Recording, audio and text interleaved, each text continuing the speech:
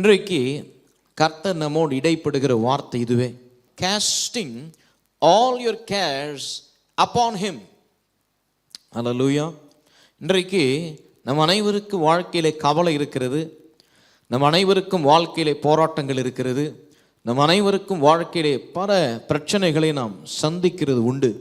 கர்த்தர் சொல்லுகிறார், இவைகளை நீங்கள் உங்கள் மீது சுமந்து கொண்டு இருக்க வேண்டாம், இவைகளை நீங்கள் என் மீது சுமந்து விடுங்கள் என்று தேவன் இன்றைக்கு சொல்லுகிறார். ஹல்லேலூயா.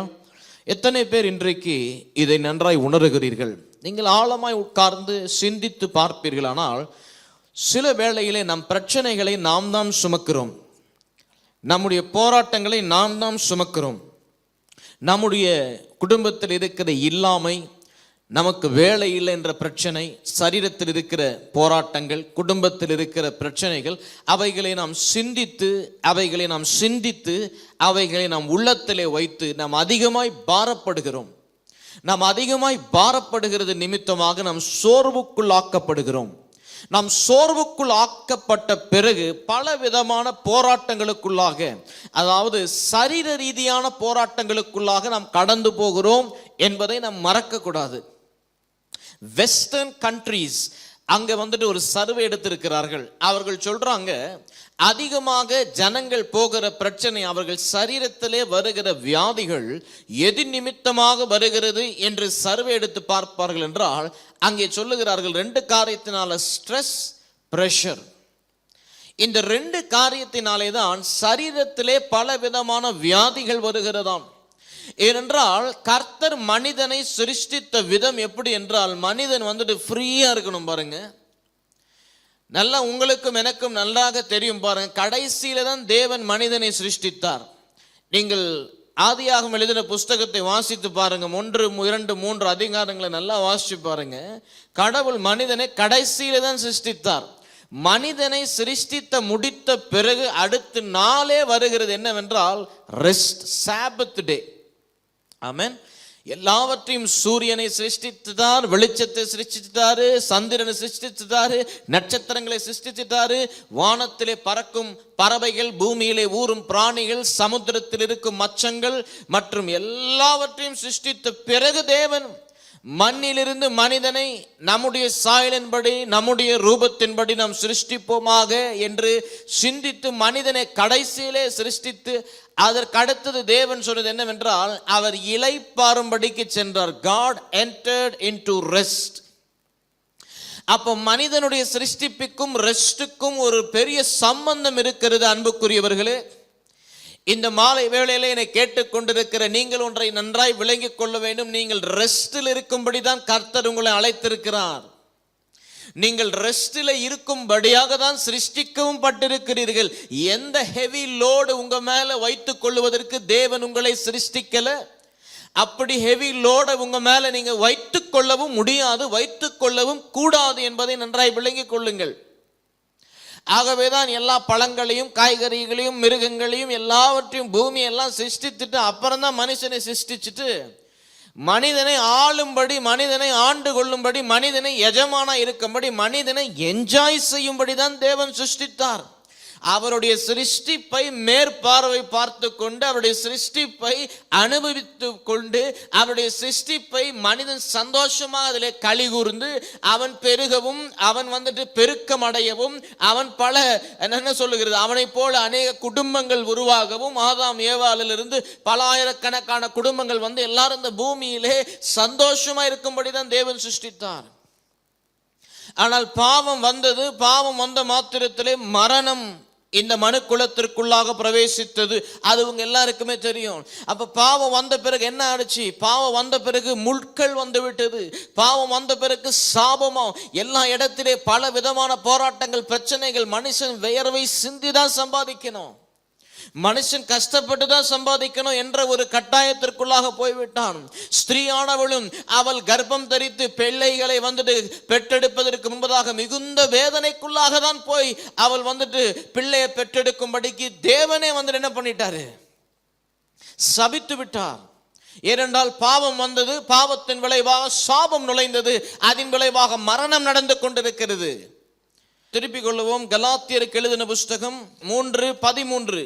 மரத்திலே தூக்கப்பட்ட எவனும் சபிக்கப்பட்டவன் என்று எழுதியிருக்கிறபடி கிறிஸ்து நமக்காய் சாபமாகி நியாயப்பிரமாணத்தின் சாபத்தில் நின்று நம்மை நீங்களாக்கி மீட்டுக் கொண்டார். அப்ப இயேசு கிறிஸ்து மரத்திலே தூக்கப்பட்டவராக, சபிக்கப்பட்டவராக, நியாயப்பிரமாணத்தை சுமந்தவராக அவர் நமக்காய் ஜீவனை கொடுத்தார். இன்றைக்கு 3ஆம் நாள் உயிரோடு கூட அவர் எழுந்து விட்டார். ஒரு காரியத்தை நீங்கள் நன்றாய் புரிந்து கொள்ள வேண்டும்.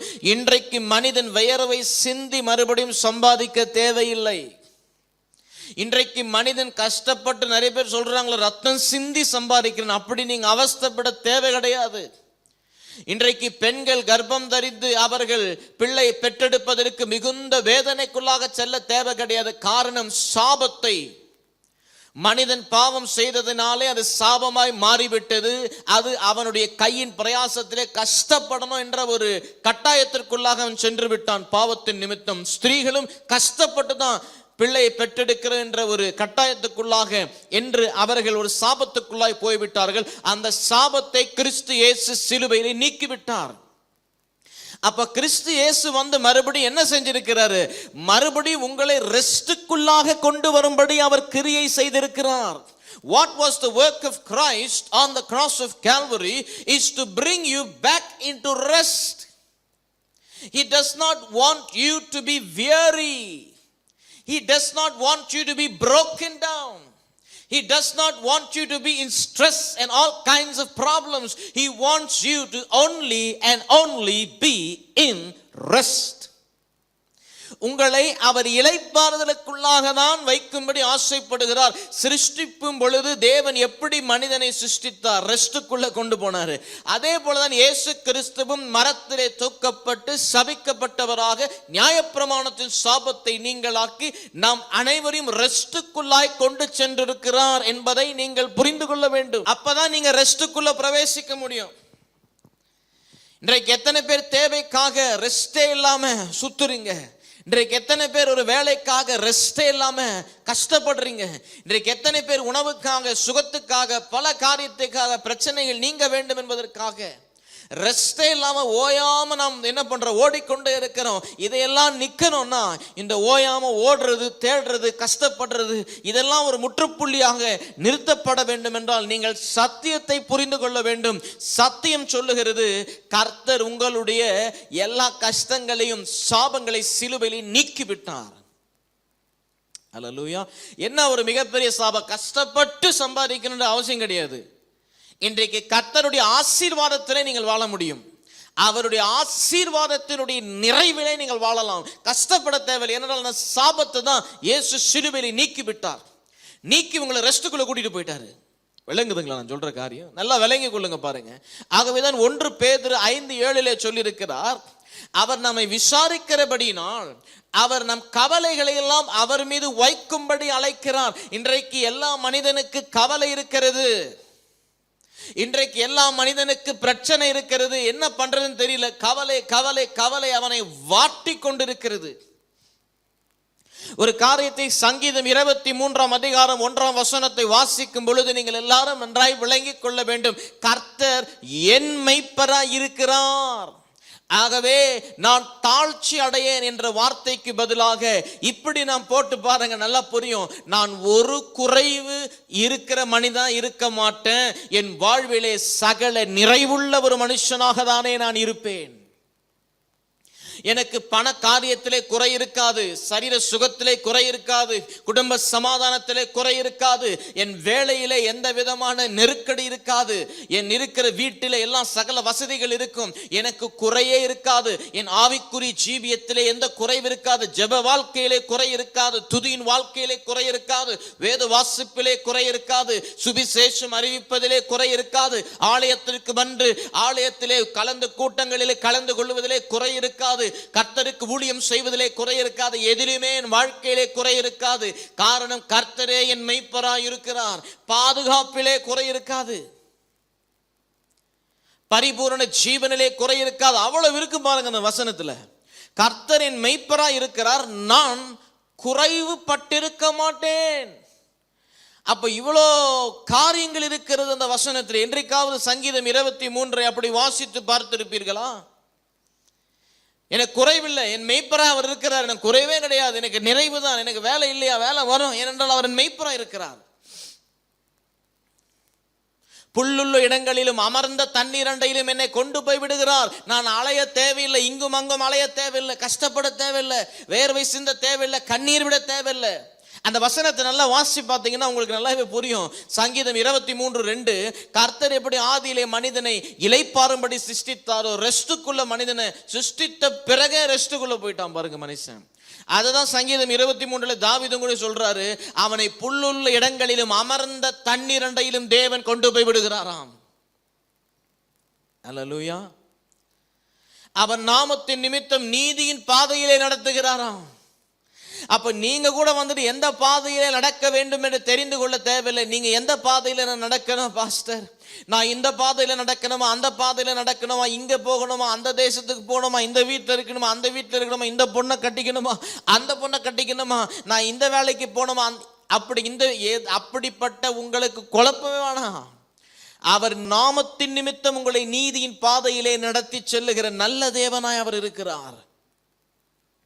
எத்தனை பேர் உங்க நம்பிக்கை இருக்கு கர்த்தர் உங்களை, அவர் உங்களுடைய மெய்ப்பராய் இருக்கிறபடினாலே உங்களை நீதியின் பாதையிலே நடத்தி செல்லுகிற நல்ல தகப்பன் அவர் நாமத்தின் நிமித்தம். அப்போ உங்களுக்கு கவலையே கிடையாது. நான் நிறைய பேர் கவலை பாருங்க, இன்றைக்கு நான் கரெக்டான பாதையில நடக்கிறேனா, என் பாதை சரியா, என்னுடைய முயற்சிகள் சரியா, நான் எடுக்கிற ஒவ்வொரு ஸ்டெப் கரெக்டா இருக்கு. வசனம் சொல்லுது பாருங்க, the steps of a righteous man are ordered by the Lord. நீதிமானனுடைய படிகள் வந்து தேவனாலே திட்டமிக்கப்பட்டவைகள். எத்தனை பேருக்கு புரியுது நான் சொல்லுகிற சத்தியம் பாருங்க. இவ்வளவு ஒரு மகத்துவமான சத்தியம் இன்றைக்கு நாம் பார்த்து கொண்டிருக்கிறோம். ஒருவேளை நான் மரண இருளின் பள்ளத்தாக்கிலே நடந்தாலும் பொல்லாப்புக்கு நான் பயப்படேன். ஏன்?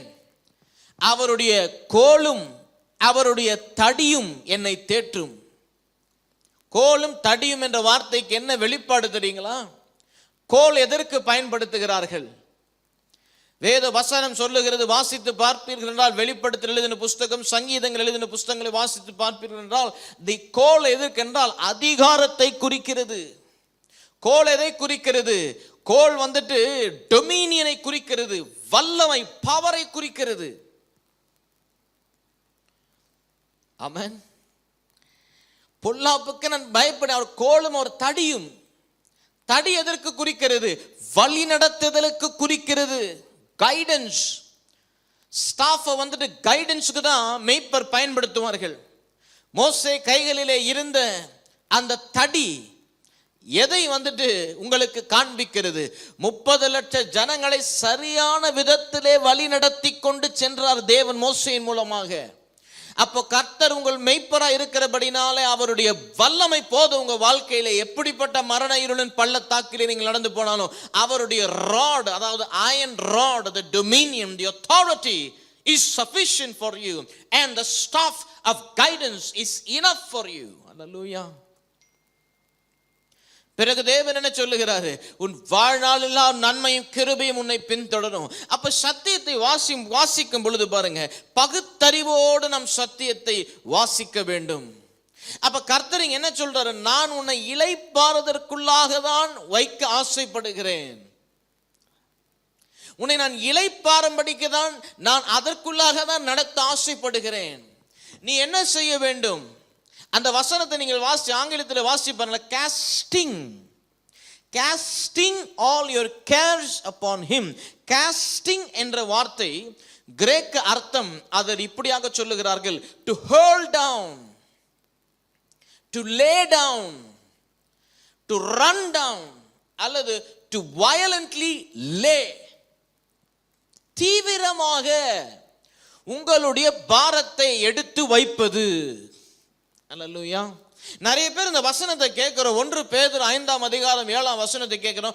கர்த்தர் வந்துட்டு என்னை விசாரிக்கிறபடினால என் கவலை எல்லாம் அவர் மீது வைப்போம். என்னைக்காவது உங்க கவலையை கர்த்தர் மீது வச்சிருக்கிறீங்களா? என்னைக்காவது கர்த்தர் கிட்ட உங்க பிரச்சனையை கொடுத்துருக்கிறீங்களா? ஜபத்தில் கொடுக்கிற மாதிரி கொடுத்து திருப்பி வாங்கி பாக்கெட்ல போட்டுக்கிறோம் பாருங்க. கொடுக்கிற மாதிரி கொடுத்து நம்மளே யோசிக்கிறோம். நம்ம யோசிக்கிறோம்னா என்ன அர்த்தம்? நம்ம கொடுக்கலன்னு அர்த்தம். நம் பிரச்சனைகளை நம்முடைய கேர்ஸை நம்ம கர்த்தர்கிட்ட கொடுத்துட்டோம்னா அதை பத்தி யோசிக்க கூடாது. அப்ப யோசிக்கணும்னா நம்ம கொடுக்கலன்னு அர்த்தம். அப்ப இங்க வசனம் என்ன சொல்லுது? கிரேக்க அர்த்தத்தில் என்ன சொல்றாங்க? எடுத்து கர்த்தர் மீது வையுங்க, அவராலே தான் உங்களுடைய பாரங்களை சுமக்க முடியும்.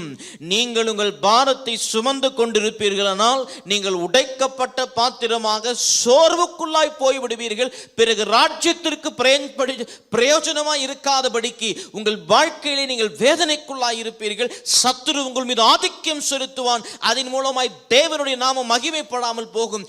ஆகவே உங்கள் கிறிஸ்து உங்களுடைய இம்மானுவேலாக இருக்கிற ஆண்டவராக இயேசு கிறிஸ்து சொல்லுகிறார், உன் பாரத்தை என் கிட்ட கொடுத்துடு, என் மீது வெச்சிடு என்றார். வெச்சிட்டு விலகி போ, நான் உன் பாரத்தை விசாரிக்கிறேன். நான் உன் பாரத்திற்குரிய காரியம் என்ன என்று பார்த்து அதை தீர்த்து வைப்பேன் என்று தேவன் சொல்லுகிறார்.